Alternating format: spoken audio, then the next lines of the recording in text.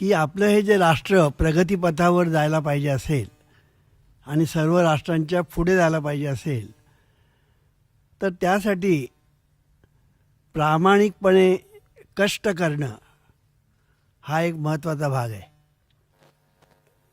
कारण मनुष्याचा जो जन्म आहे तो कशासाठी असा जर आपण प्रश्न मनाशी केला किंवा आपण जन्माला जे आलेलो आहोत तर मरेपर्यंत आपण काय केलं पाहिजे तर निसर्ग सांगतो की तुम्ही जन्माला आल्यानंतर मरेपर्यंत काम केलं पाहिजे. आता तुम्ही काम केलंच पाहिजे कारण काम सुखासुखी कोणी करत नाही. काम करताना लोक टाळाटाळ करतात. काम न करता पैसे मिळाले तर बरंच. म्हणून प्रत्येक माणसाने काम केलंच पाहिजे. यासाठी देवाने त्याला पोट दिलेलं आहे. पोट भरण्यासाठी प्रत्येकाला काम करावंच लागतं. मग अशा परिस्थितीमध्ये जर काम करायचं आहे तर रडत करायचं का हसत करायचं हा प्रश्न आहे. जीवनविद्या असं सांगते की काम हसत हसत केलं पाहिजे, रडत रडत करता कामा नये. आणि यासाठी मी एक नेहमी गोष्ट सांगतो ती तुम्हाला आज सांगतो. काही वर्षापूर्वीची ही गोष्ट आहे. आमचे एक मित्र हॉस्पिटलमध्ये ॲडमिट झाले. जवळजवळ 7 दिवस ते हॉस्पिटलमध्ये होते. ती झाडूवाली बाई, साफ करणारी झाडूवाली बाई, ती त्यांच्या खोलीमध्ये यायची आणि खोली साफ करून जायची. पण तिचं येणं जे होतं ना आणि जाणं महत्त्वाचं होतं की ती यायची ना ती हसत हसत गाणं गुणगुणत यायची, गाणं गुणगुणत साफ करायची आणि गाणं गुणगुणत खोलीतून बाहेर जायची. आमच्या मित्राने 1 दिवस बघितलं, 2 दिवस बघितलं, 3 दिवस बघितलं. शेवटी 7व्या दिवशी आमच्या मित्राने तिला विचारलं, त्या बाईला, तुझं सगळं उत्तम चाललेलं असणार नाही, तुम्ही अगदी आनंदी दिसता, तुमचा संसार वगैरे सगळा व्यवस्थित असणार ना. तिने विचारलं, तुम्ही हा प्रश्न मला का विचारलात. आमच्या मित्राने सांगितलं की तू नेहमी येतेस, ती आनंदाने येते, गाणं गुणगुणत येते, काम गुणगुणत करते आणि जातानाही आनंदाने काम करून तू गुणगुणत जाते, गाणं गुणगुणत जाते. आणि म्हणून मला असं वाटलं की तुझं सगळं आनंदी वातावरण आहे, तू आनंदात आहे, तुझा संसार व्यवस्थित चालला आहे. त्या बाईने जे उत्तर दिलं ना ते फार सुंदर उत्तर दिलं. ती म्हणाले, दादा, साधारणपणे लोक दादा असं म्हणतात, दादा तुम्हाला मी खरं सांगू का, तुम्ही समजता तसं वस्तुस्थिती नाही आहे. पण मी काम आनंदाने गाणं गुणगुणत करते याचं एकच कारण की मला जर काम करायचंच आहे तर मी रडत कशाला करू, हसत का करू नये. हे उत्तर एका झाडूवाल्या बाईने दिलेलं आहे, लक्षात ठेवा. आणि ते सगळ्यांना मार्गदर्शक आहे हे मला म्हणायचे. आता सगळ्यांनाच काम करावं लागतं. आम्हाला, आम्ही पण कामं केली, आम्ही अजूनही करतो आहे, तुम्ही करता आहात आणि जगातले सगळे लोक काम करतात. पण काम करतात, केलं पाहिजे म्हणून करतात, पण ते काम कसं करतात हा महत्त्वाचा प्रश्न आहे. ते रडत करतात का हसत करतात हा महत्त्वाचा प्रश्न आहे. दुसरी महत्त्वाची गोष्ट म्हणजे अशी की काम करताना हसत हसत आनंदाने काम करणं हा एक भाग झाला. पण त्याच्या जोडीला ते काम कसं केलं पाहिजे, अत्यंत जीव ओतून केलं पाहिजे. काम जीव ओतून केलं पाहिजे की इतकं ओतून केलं पाहिजे की सगळा आपला जो जीव आहे तो त्या कामात आला पाहिजे. की काम जर करायचंच झालं ना तर ते हसत खेळत एक, आणि दुसरं म्हणजे त्या कामात जीव ओतून काम केलं पाहिजे. ते इतकं की आजूबाजूला काही जरी झालं ना तरी याला त्याचा पत्ता पण लागत नाही, इतकं त्याने जीव ओतून काम केलं पाहिजे. आता आणखीन एक महत्त्वाची गोष्ट म्हणजे अशी की काम आपण जे करतो ते कौशल्याने केलं पाहिजे. कौशल्य, तर काम करणं सगळेच करतात,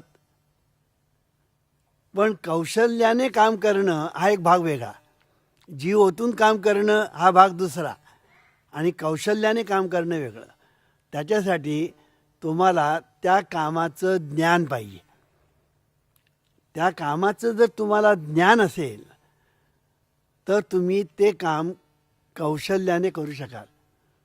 ज्ञानच नाही कामाचं तर एखादा शिल्पकार गणपती करायला निघेल आणि त्याला जर त्याचं ज्ञान नसेल तो तिसंच काहीतरी ओबडधोबड चित्र काढेल किंवा शिल्प काढेल.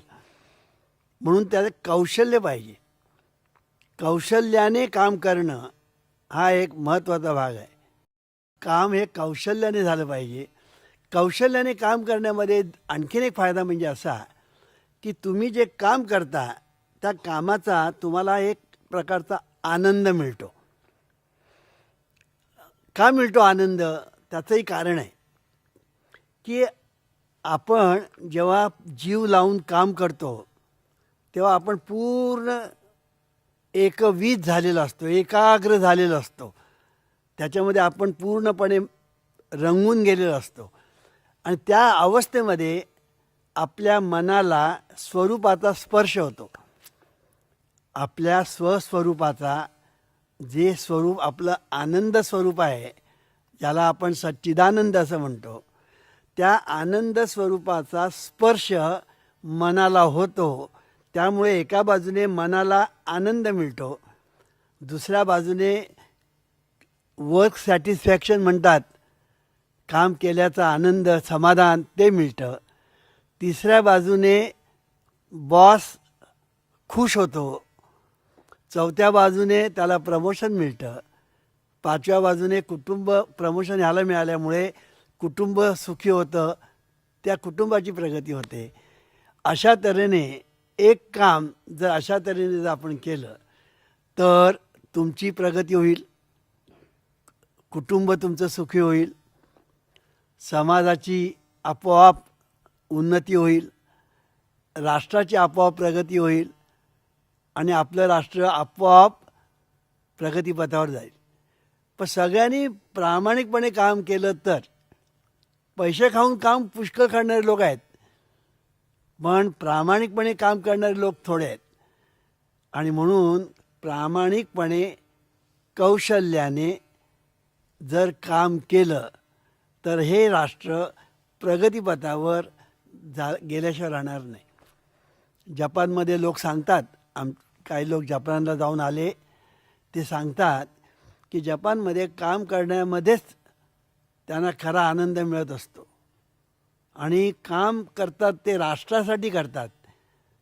पहिलं त्यांचा उद्देश राष्ट्र, मी हे जे काम करतो आहे राष्ट्रासाठी करतो आहे. आज आपण आपल्या देशातले आपल्या राष्ट्रातले लोक काम करताना हा विचार करतात? मला असं वाटत नाही.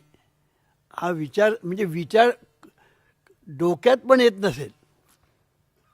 करणं हे दुसरंच बाजू, करणं हे दुसरीच बाजू, पण डोक्यातसुद्धा विचार येत नसेल की आपण राष्ट्रासाठी काम केलं पाहिजे. कारण राष्ट्रासाठी आपण काम केलं तरच राष्ट्र प्रगतीपथावर जाणार ना. मी माझ्यासाठी काम करतो का मी राष्ट्रासाठी काम करतो ह्याच्यामध्ये पुन्हा भेद आहे. आणि म्हणून काम तर केलंच पाहिजे. काम केलं की पोट आपोआप भरतं आहे. पण ते जर राष्ट्रासाठी आपण करायचं ठरवलं तर ते जास्तीत जास्त चांगलं केलं पाहिजे, कारण ते राष्ट्राची ती एक अस्मिता ठरेल. दुसरी गोष्ट महत्त्वाची म्हणजे अशी की काम जर केलंच पाहिजे तर ते कर्तव्यबुद्धीने केलं पाहिजे. कर्तव्यबुद्धीने काम जर करायचं ना मग कर्तव्यबुद्धीने केलं पाहिजे. हे माझं कर्तव्य आहे. आणि त्याला आपल्या भारतीय संस्कृतीमध्ये कर्तव्य धर्म असं म्हटलेलं आहे. कर्तव्य धर्माचा एक भाग म्हणजे उपासना मार्ग, एक मार्ग, कळलं की नाही. बाकी किती आहेत?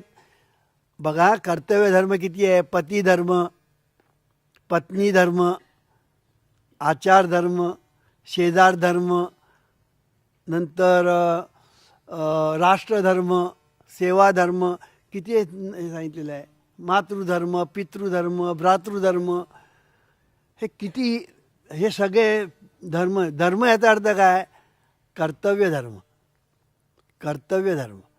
म्हणून कर्तव्य धर्म हा शब्द आपण जर नीट लक्षात ठेवला तर प्रत्येकाने काम करताना कर्तव्य धर्म म्हणून कर्तव्य बुद्धीने ते जर काम केलं तर ते काम फार चांगलं होतं. ते काम फार चांगलं होतं.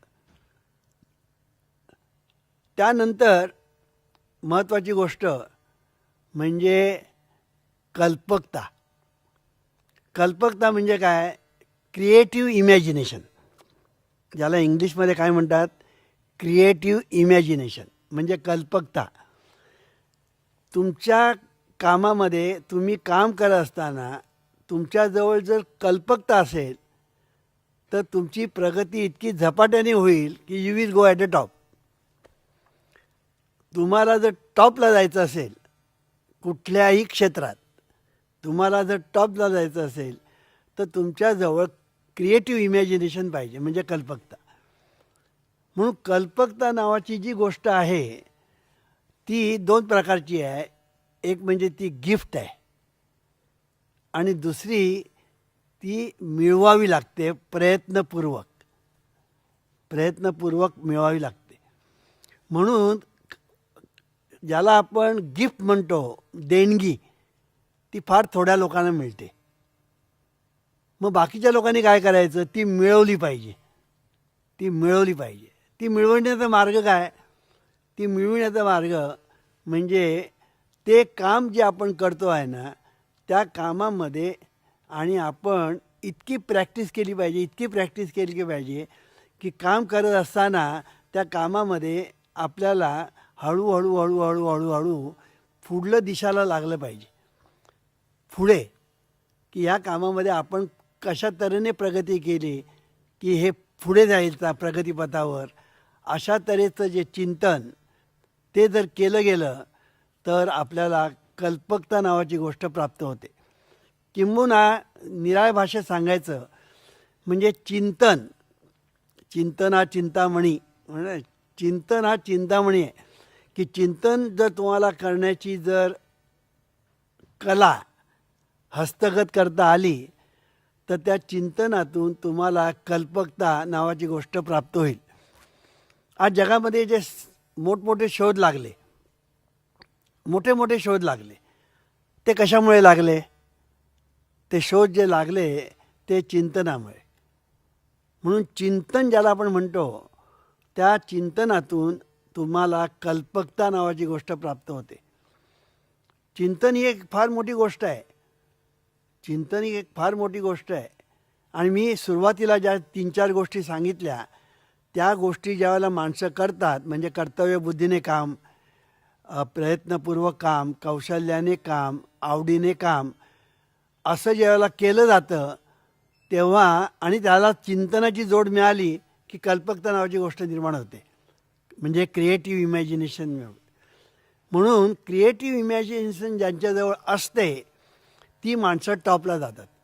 कल्पकता नावाची गोष्ट जी आहे, चिंतन, त्या चिंतनातून निर्माण होते.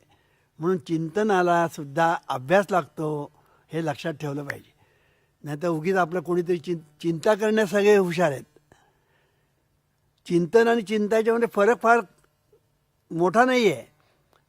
फरक एवढाच आहे की चिंता हे निगेटिव्ह आहे, चिंतन हे पॉझिटिव्ह आहे, इतकाच फरक. बाकी फरक काय नाही. चिंता करतो आपण, त्याच्यातून आपल्याला निगेटिव्ह प्राप्त होतं. आणि ज्यावेळेला आपण अशा तऱ्हेने जेव्हा चिंतन करतो त्यावेळेला आपल्याला पॉझिटिव्ह प्राप्त होतं. आणि म्हणून पॉझिटिव्ह रिझल्ट्स जर आपल्याला पाहिजे असतील तर त्याच्यासाठी तुमचे विचार करण्याची पद्धत जी आहे, चिंतन करण्याची पद्धत जी आहे ती महत्त्वाची आहे. आणि म्हणून ह्याच्यासाठी कल्पकता, मगाशी मी सांगितली की आपल्याला जर कल्पकता प्राप्त करून घ्यायची असेल तर चिंतन ही आवश्यक आहे. त्यानंतर कौतुक. कौतुक म्हणजे काय? Sense of appreciation. कौतुक म्हणजे सेन्स ऑफ ॲप्रिसिएशन. आपल्याला जर आपल्या जीवनामध्ये प्रगती करायची असेल, मगाशी मी सांगितलेले जे आहेत ते घटक, आणि हा एक महत्त्वाचा घटक म्हणजे सेन्स ऑफ ॲप्रिसिएशन, की दुसऱ्यांचं कौतुक करण्याची आपल्याजवळ क्षमता पाहिजे.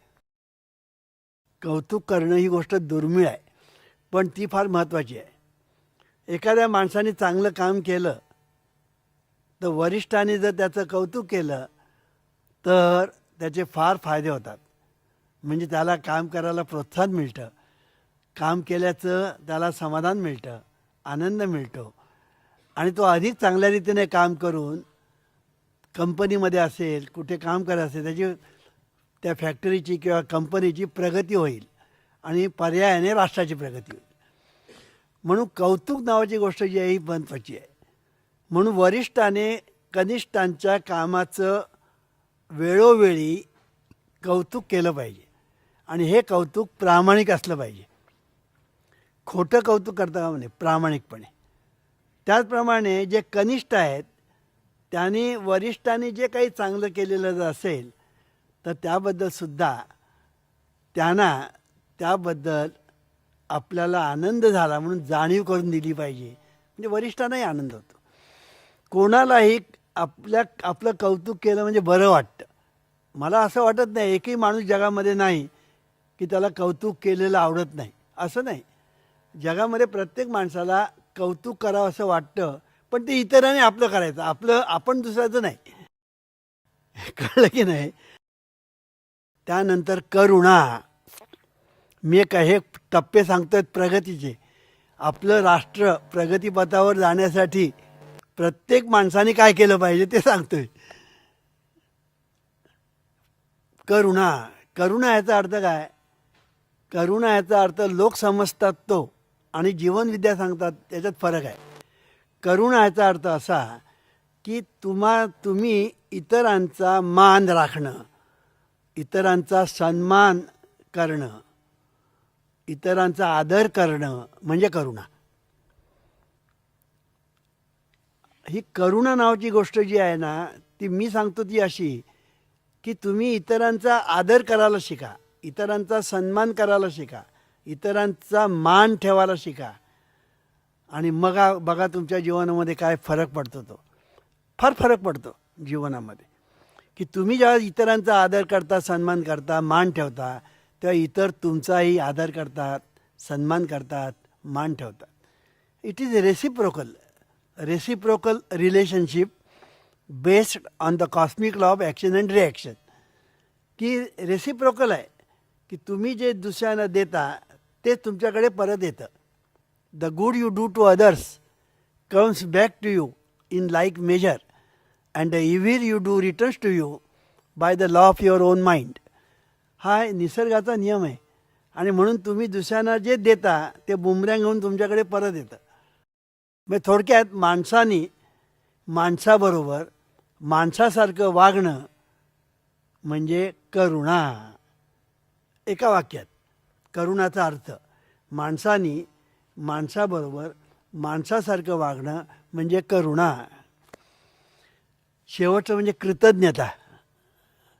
मी प्रगतीचे टप्पे सांगतो बघा. आपलं राष्ट्र प्रगतीपथावर जायला पाहिजे असेल तर त्याचे मी 6 टप्पे सांगितले. आता सातवा कुठला? कृतज्ञता. माणसाने नेहमी कृतज्ञ असलं पाहिजे. म्हणून आमचा एक अमृत तुषार आहे, कृतज्ञता हे पुण्य, कृतज्ञता हे पाप. माणूस कृतज्ञ असणं ना, तो सर्वात जगात मोठा पापी मनुष्य, आणि जो कृतज्ञ असतो ना तो जगात सर्वात पुण्यवान माणूस. एकमेकांचा कृतज्ञ राहिलं पाहिजे, किंवा तुझ्यामुळे मी आहे, माझ्यामुळे तू आहेस. जग हे असंच चाललं आहे ना, जग हे असंच चाललं आहे. तुझ्यामुळे मी आहे, माझ्यामुळे तू आहे. तसं जर बघायला गेलं ना तर प्रत्येक माणूस ह्याच्यावर समाजाचं ऋण किती आहे, राष्ट्राचं ऋण किती आहे. आज आपण जगतो, आज आपण जगतो, आपल्या सुखाने जगण्याला किती लोकांचा हातभार लागलेला आहे. सीमेवर जे सैनिक आहेत ते त्या बर्फाळ प्रदेशामध्ये बिचारे कसे राहत असतील, कसे जगत असतील, काय करत असतील ह्याची आपण कल्पनाही करू शकत नाही. पण ते आपलं रक्षण करतात. पोलीस डिपार्टमेंट आपलं रक्षण करतं. शेतकरी काम करतात म्हणून आपण अन्न खातो. गवंडी काम करतात म्हणून आपण घरात राहतो. असे किती लोकांचे हातभार लागतात तेव्हा आपण सुखाने जगतो. म्हणजे आपण किती त्यांच्याबद्दल कृतज्ञ असलं पाहिजे. म्हणजेच राष्ट्राबद्दल. कारण हे शेवटी राष्ट्र म्हणजे काय, राष्ट्रातले लोक. राष्ट्र म्हणजे राष्ट्रातले लोक. तेव्हा हे राष्ट्रातले लोक हे त्यांच्यामुळे आज आपण सुखाने जगतो आहोत. आणि म्हणून राष्ट्रासाठी मी काहीतरी केलं पाहिजे ही भूमिका, ही मानसिकता आपल्या राष्ट्रातील लोकांमध्ये निर्माण होईल. तेव्हा हे राष्ट्र सर्व राष्ट्रांच्या पुढे प्रगतीपथावर जाईल. म्हणून राष्ट्र प्रगतीपथावर जाण्यासाठी ह्या 7 गोष्टी महत्त्वाच्या आहेत. पहिलं म्हणजे कष्ट. कष्ट करण्यात कुचराई नको. कारण कष्ट करण्यासाठीच माणसाचा जन्म आहे आणि त्याने कंपल्सरी कष्ट केलेच पाहिजे म्हणून देवाने पोट दिलेलं आहे. ही गोष्ट जर नीट लक्षात ठेवली तर कष्ट करण्यात आपण टाळाटाळ करणार नाही. उलट ते कर्तव्यबुद्धीने करू, कौशल्याने करू. त्यानंतर काम करत असताना आपण इतरांचं सेन्स ऑफ ॲप्रिसिएशन, कौतुक करू. त्यानंतर आपण इतरांचं कृतज्ञ राहू. इतरांबद्दल आपल्याला करुणा असेल. आणि ह्या सर्व गोष्टी जेव्हा आपल्याजवळ असतील तेव्हा आपलं राष्ट्र जे आहे हे राष्ट्र प्रगतीपथावर गेल्याशिवाय राहणार नाही. आणि म्हणून जीवनविद्या ही फक्त देवदेव करत नाही, तर जीवनविद्या हे सर्व काही सांगते की पहिलं म्हणजे आपण राष्ट्राचा विचार केला पाहिजे आणि राष्ट्राच्या प्रगतीतून विश्वशांती. विश्वशांतीकडे आपलं राष्ट्र गेलं पाहिजे. शेवटी की राष्ट्राची प्रगती झाली तरच आपण विश्वशांती प्रस्थापित करू शकतो. इथे एक महत्त्वाचा पॉईंट आहे की हिंदुस्थान हे जे राष्ट्र आहे हे राष्ट्र हे एकच राष्ट्र असं आहे की जगातील सर्व लोक सुखी व्हावे असा विचार करणारे आहेत. अगदी उपनिषदामध्ये पासून बघा, सर्वेत्र सुखीनं संतु सर्वे संतु निरामया. ज्ञानेश्वर महाराजांनी ते सांगितलं, सर्व सुखी सर्वभूती संपूर्ण होईल. आणि आमची पण प्रार्थना तीच आहे, हे ईश्वरा सर्वांना चांगली बुद्धी दे, आरोग्य दे, सर्वांना सुखात आनंदात ऐश्वर्यात ठेव, सर्वांचं भलं कर, कल्याण कर, रक्षण कर आणि तुझे गोड नाम मुखात अखंड राहू दे. ही आमची प्रार्थना आहे.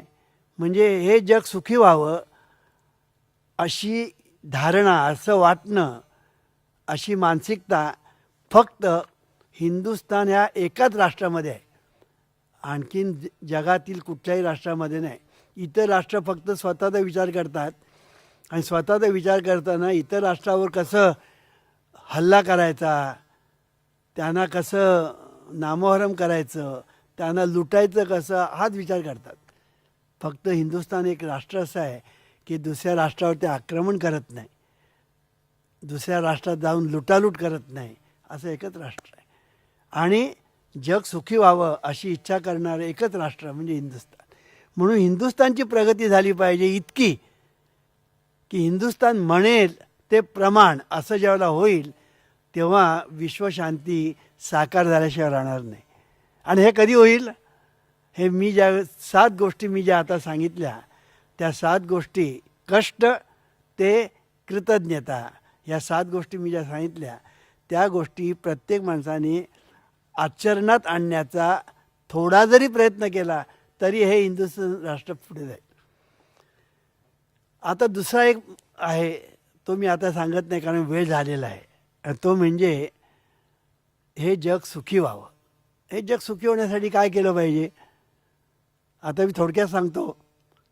वास्तविक ह्याच्यावर 1 तास प्रवचन करायला पाहिजे, पण मी आता थोडक्यात सांगतो की आमचा जो दुसरा उद्देश आहे हे जग सुखी व्हावं. हे जग सुखी होण्याचा मार्ग काय, की पहिलं हे राष्ट्र प्रगतीपथावर गेलं पाहिजे. राष्ट्र प्रगतीपथावर जाण्यासाठी काय केलं पाहिजे, त्यासाठी राष्ट्रातले सगळे जे लोक आहेत त्यांचं एकमत झालं पाहिजे. राष्ट्रातल्या सर्व लोकांचं एकमत झालं पाहिजे की हे राष्ट्र प्रगतीपथावर गेलं पाहिजे. या राष्ट्रासाठी मी आहे, माझ्यासाठी राष्ट्र नाही.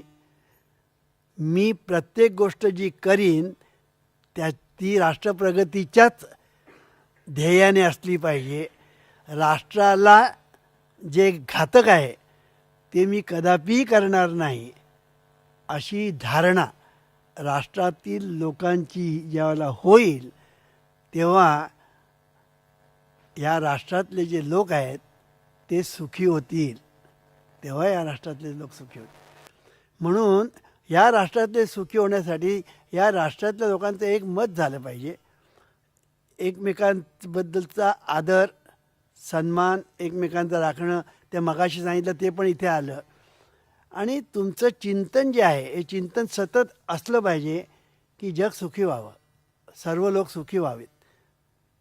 मग ते राष्ट्रातले असो नाही तर जगातले असो, ते सर्व लोक सुखी व्हावेत असं मनाचं एक मानसिकता चिंतन सतत व्हायला पाहिजे.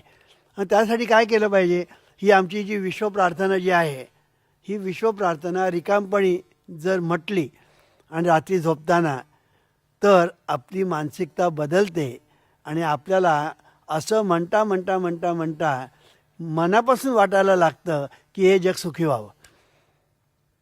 आता हे सर्व करायचं की न करायचं हे तू ठरवायचं आहे, कारण तूच आहेस तुझ्या जीवनाचा शिल्पकार. हे ईश्वरा सर्वांना चांगली बुद्धी दे, आरोग्य दे, सर्वांना सुखात आनंदात ऐश्वर्यात ठेव. सर्वांचं भलं कर, कल्याण कर, रक्षण कर आणि तुझे गोड नाम मुखात अखंड राहू दे.